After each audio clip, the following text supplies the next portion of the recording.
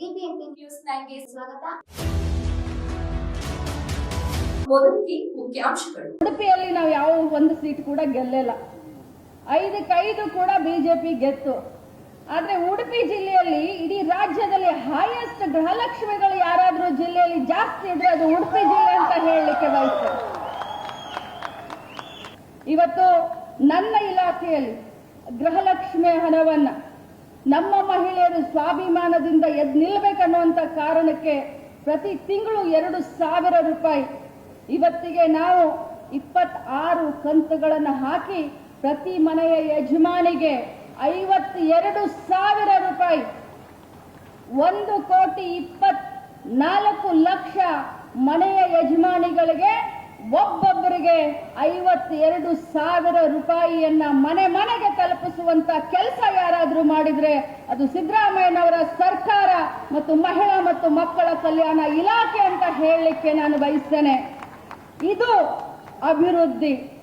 ಅಭಿವೃದ್ಧಿ ಅಂತಂದ್ರೆ ಬರೀ ರೋಡ್ ಅಲ್ಲ, ಅಭಿವೃದ್ಧಿ ಅಂತಂದ್ರೆ ಬರೀ ರಸ್ತೆ ಅಲ್ಲ, ಗಟಾರ್ ಅಲ್ಲ. ಅಭಿವೃದ್ಧಿ ಅಂತಂದ್ರೆ ಶಿಕ್ಷಣ ಇರಬಹುದು, ಆರೋಗ್ಯ ಇರಬಹುದು ಮತ್ತು ಮಹಿಳಾ ಸಬಲೀಕರಣ ಇರಬಹುದು. ಇವತ್ತು ಮಹಿಳಾ ಸಬಲೀಕರಣಕ್ಕೆ ಒಂದು ಕನ್ನಡಿಯನ್ನ ಹಿಡ್ಕೊಂಡು ಇವತ್ತಿಷ್ಟೆಲ್ಲ 1,24,00,000 ಮಹಿಳೆಯರಿಗೆ ಒಂದು ಸ್ವಾಭಿಮಾನದ ಜೀವನವನ್ನ ಕೊಡ್ತಾ ಇದೀವಿ ಅಂತ ಹೇಳಿದ್ರೆ ನಿಜವಾಗ್ಲೂ ನಮಗೆ ಸಾರ್ಥಕತೆ ಅನಿಸುತ್ತೆ. ಚುನಾವಣೆ ಸಂದರ್ಭದಲ್ಲಿ ತಮಗೆಲ್ಲ ಕೊಟ್ಟ ಭಾಷೆಯನ್ನ ಅದರೇ ರೀತಿ ನಾನು ಮಾನ್ಯ ಸಾಹೇಬರಿಗೆ, ಮುಖ್ಯಮಂತ್ರಿ ಅವರಿಗೆ ಹೇಳಲಿಕ್ಕೆ ಬಯಸ್ತೇನೆ. ಸರ್, ಉಡುಪಿಯಲ್ಲಿ ನಾವು ಯಾವ ಒಂದು ಸೀಟ್ ಕೂಡ ಗೆಲ್ಲಿಲ್ಲ. 5 ಕೂಡ ಬಿಜೆಪಿ ಗೆತ್ತು. ಆದ್ರೆ ಉಡುಪಿ ಜಿಲ್ಲೆಯಲ್ಲಿ ಇಡೀ ರಾಜ್ಯದಲ್ಲಿ ಹೈಯೆಸ್ಟ್ ಗೃಹಲಕ್ಷ್ಮಿಗಳು ಯಾರಾದ್ರೂ ಜಿಲ್ಲೆಯಲ್ಲಿ ಜಾಸ್ತಿ ಇದ್ರೆ ಅದು ಉಡುಪಿ ಜಿಲ್ಲೆ ಅಂತ ಹೇಳಲಿಕ್ಕೆ ಬಯಸ್ತೇನೆ. ಹೈಯೆಸ್ಟ್.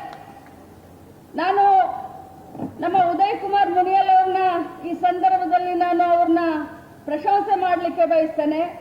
ಇಡೀ ಕಾರ್ಕಳ ವಿಧಾನಸಭಾ ಕ್ಷೇತ್ರದಲ್ಲಿ ಸುತ್ತಾಟ್ ಈ ಒಂದು ಗೃಹಲಕ್ಷ್ಮಿಯ ಯೋಜನೆಯ ಒಂದು ಕಾರ್ಯಕ್ರಮವನ್ನ ಪ್ರತಿಯೊಂದು ಪಂಚಾಯಿತಿಯಲ್ಲಿ ಹೋಗಿ ಯಾರ್ಯಾರಿಗೆ ತಲುಪಿಲ್ಲ ಅಂತ ಎಲ್ಲ ಮಹಿಳೆಯರಿಗೆ ಆ ಯೋಜನೆ ತಲುಪೋ ಹಾಗೆ ನನ್ನ ಹತ್ರ ಬಂದು ಇಲಾಖೆ ಅಧಿಕಾರಿಗಳಿಗೆ ತುಂಬಾ ಕೊಡಬಾರ್ದಂತ ಕಷ್ಟ ಕೊಟ್ಟು ಅವ್ರಿಗೂ ಕೂಡ ತಲುಪೋ ಹಾಗೆ ಕೆಲಸವನ್ನ ಮಾಡಿದವ್ರು ಯಾರಾದ್ರೂ ಇದ್ರೆ ಅದು ಉದಯ್ ಕುಮಾರ್ ಶೆಟ್ರು ಅಂತ ಹೇಳಲಿಕ್ಕೆ ನಾನು ಬಯಸ್ತೇನೆ.